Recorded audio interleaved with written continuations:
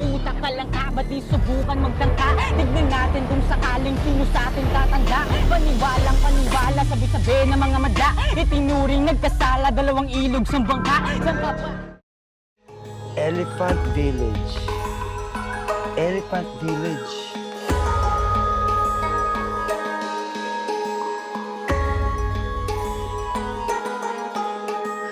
Oh, di ba? Tubig oh, elepante. Beats mo. Yo. Ayaw ko na dito sa amin. Gusto ko na makita ay sila. Meron akong mga kwentong magara, kaya gusto ko kausapin kita. Sure ako sulit, paulit-ulit. Ano mang uri ko'y suki agad. Kunting oras na kasama ang habang lipad sa'yo ang aking isip babad. Pwede sa kama, dyan sa lapag. Linis lamesa at huwag magbabag. Gusto ko puro, mismo sa guro nang galing ang turo ng immortal. Para mag-teleport kahit New York ang rason sa drawing namin dyan na portal. Tapos na po sir, tagos sa pader. Welcome to another episode of Ganja Hoops Podcast, kung saan natin ibinabalita ang mga updates ng ating proyektong ito dito sa Meta Hoops NFT Day, kung saan natin sineselebrate ang ating naumpisahan, hindi lang sa Ganja Hoops pati sa Meta Hoops. Pero dito sa Ganja Hoops Podcast, ipo-focus natin kung nasaan na ba tayo ngayon. Kumusta Archel? Palakpakan natin ang nag-iisang Archel, nag-umpisa ng Sunugan Hoops, miyembro ng Ganja Hoops, at parte ng isang proyekto sa Buwis Buhay na may part siya sa Mapungay Tours, na yung eksena sa Thailand sa pelikulang sinut natin. Balitaan mo naman sila sa iyong experience. Yes, good morning to everyone. Yan, mga ka-hoopers, mga ka-Ganja Hoops, and mga kasunugan. Yun, ikwento ko lang yung yung mga experience natin sa Thailand during our shooting. Yan.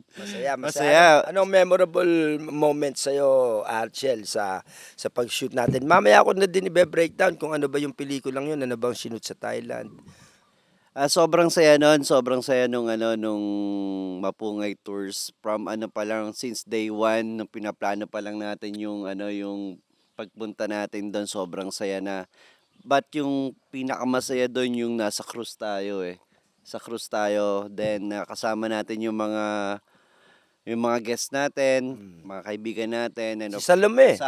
si OG Sacred. Yes. Tapos yung pag-welcome ng mga Pilipino na nandun, yon yung mga masasayang part na ginawa natin doon. Yes. So yung tour na ginagawa namin sa Thailand, ipinasok na namin sa full-length film na ang pamagat ay Buwis Buhay. Na ang bahagi ng Buwis Buhay ay mapapapunta yan sa ilang owners. Hindi lang sa Ganja Hoops yan, kasi ang nangyari ngayon, hindi lang iisa ang pelikula ang meron ng Ganja Hoops.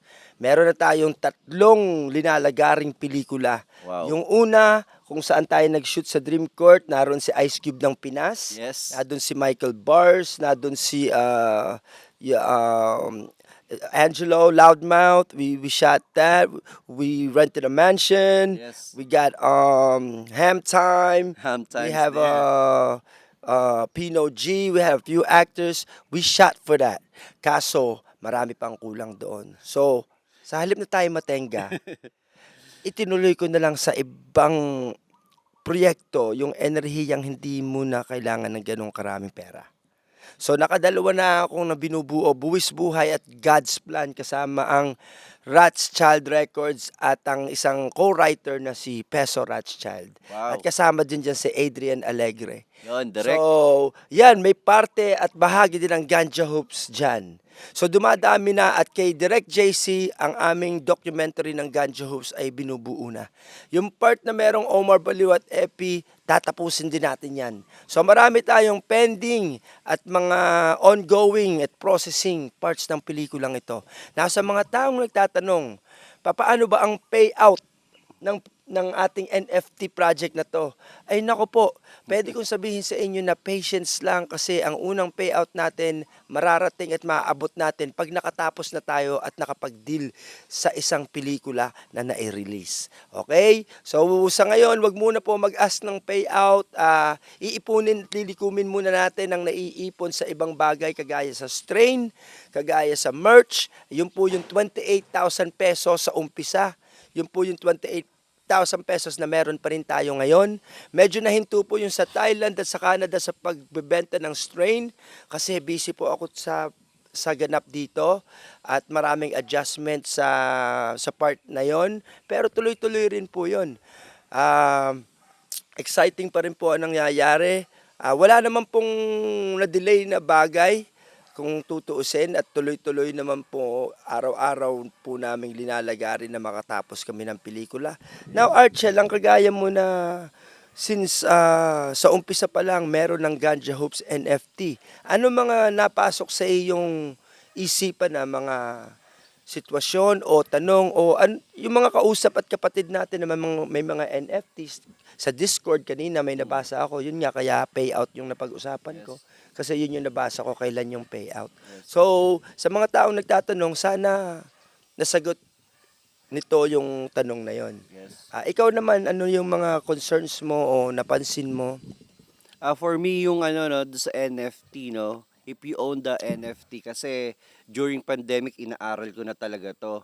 So, patience lang talaga. Wag ka munang umasa muna ng payout. Then, bago ka bumili ng NFT, of course, you check the project kung ano yung... Which our project is to make a movie. Yes. That's yun yung that's to make a movie and that's what we're doing and we're not finished yet. So, Yes. we need to And finish then, one. yung kagandahan doon is, chinek ko yung project, then nagkakilala nga kami ni Master doon sa Thailand. Then, ano yung project? So, the project is movie. Wow, it's very feasible. Feasible talaga yung gagawin natin. Tapos, ang maganda nito, I'm part of it. No? Yes, I'm yes. part of it. Tapos, ginagawa namin mismo yung project. Nandun ako mismo sa paggagawa.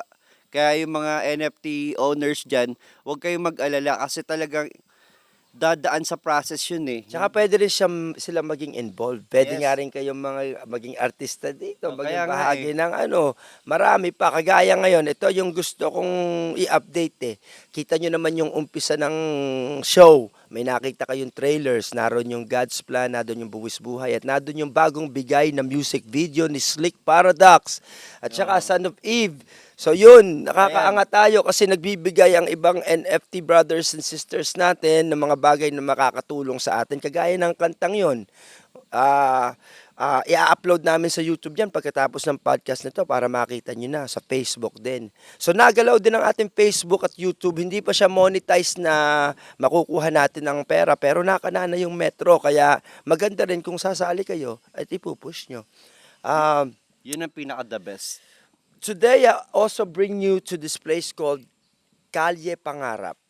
Kalye Pangarap ang isa sa mga bagong dagdag na utility na meron ang Ganja Hoopers at Meta Hoopers. Ang mga merong Ganja Hoops NFT or NFTs ay merong discount na matatanggap sa paggamit ng Kalye Pangarap, which is napakagandang resort na connected sa floating house sa dagat kay Kuya Jess Floating House.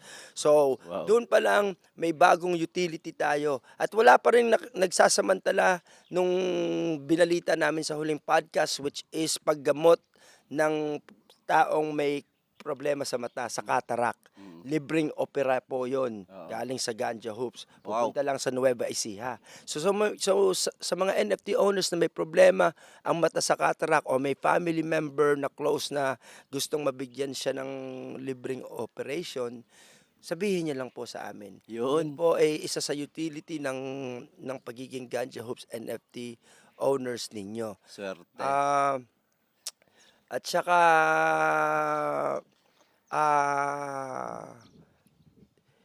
pagdating naman po sa mga bumili ng NFT sa second wave na wala pa sa wallet nila, kagaya ng sinasabi ko, likumin at tapusin muna po namin ang pelikula at kung ano yung pagkikitaan noon at paghawak na namin sa bangko lahat itong meron tayo.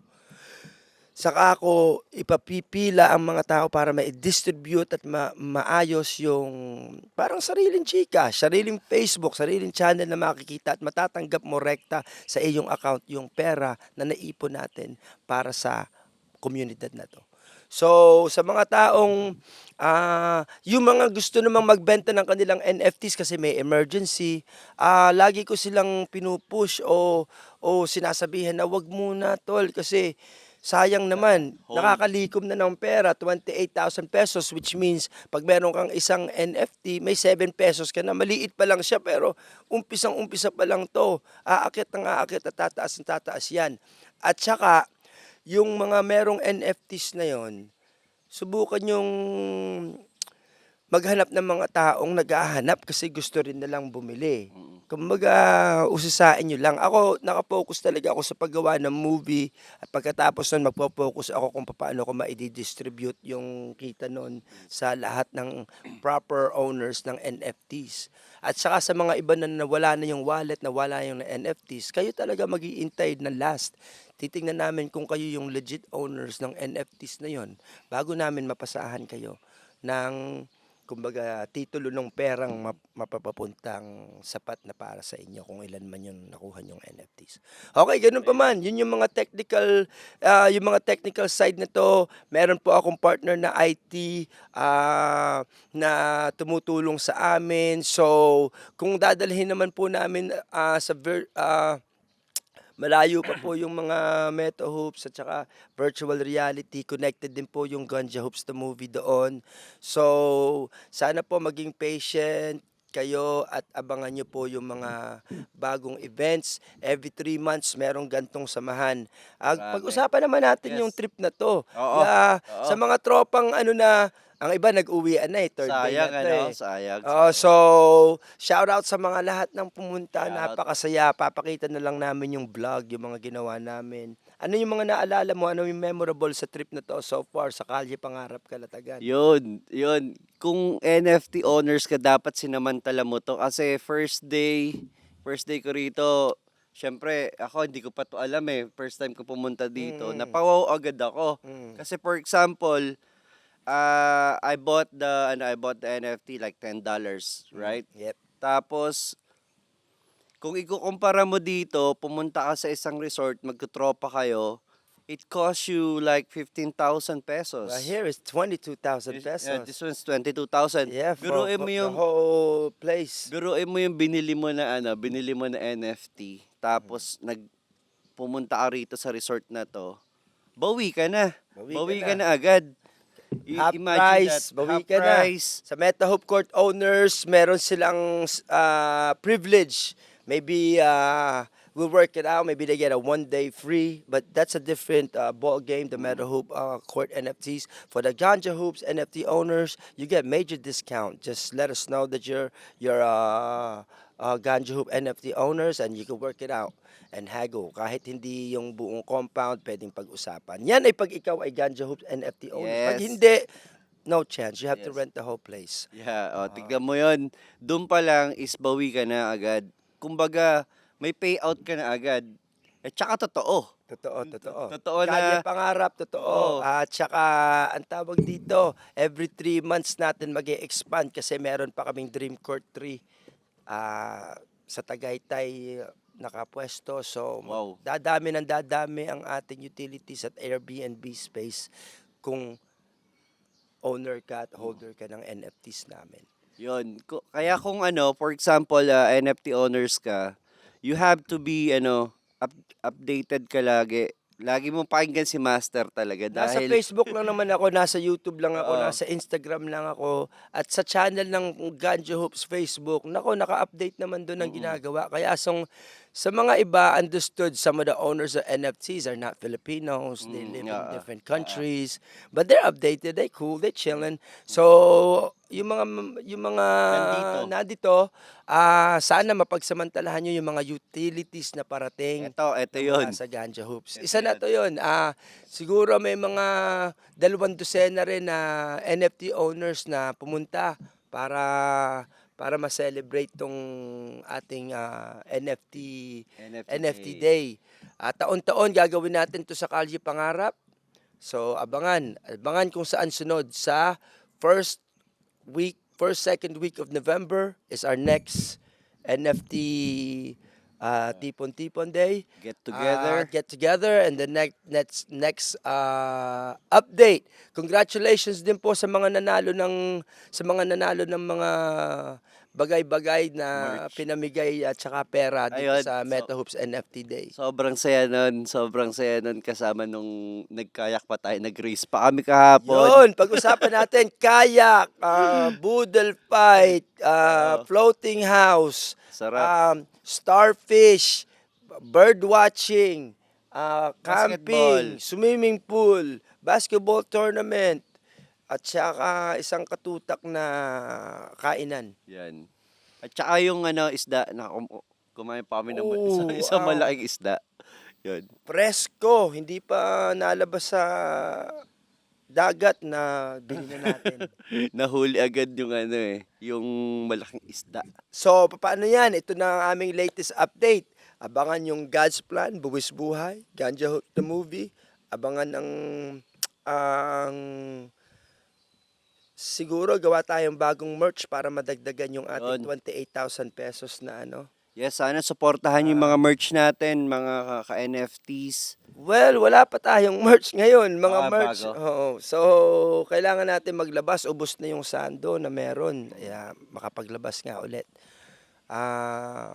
Ganun pa man, ako po si Mike Swift.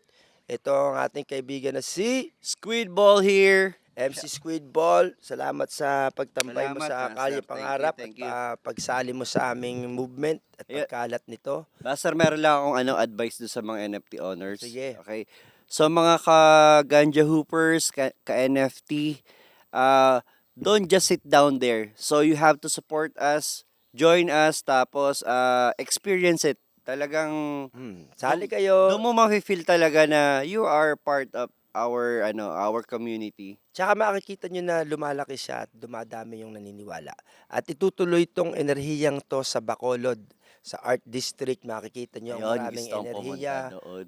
So, shouts to Charlie Co, shouts to Miss Candy, shouts to Sir Bong, shouts to Direct Juno. So, everybody in Bacolod, Peace out. Silay, like down the Negros area, you already know we're coming for you. Yeah. Yeah. All this good energy. Yeah. And that's it. This is your episode of Ganja Hoops Podcast, Kalye Pangarap. Till next time, thank you for supporting, believing, and for being patient. Salamat po. Salamat po. Peace out.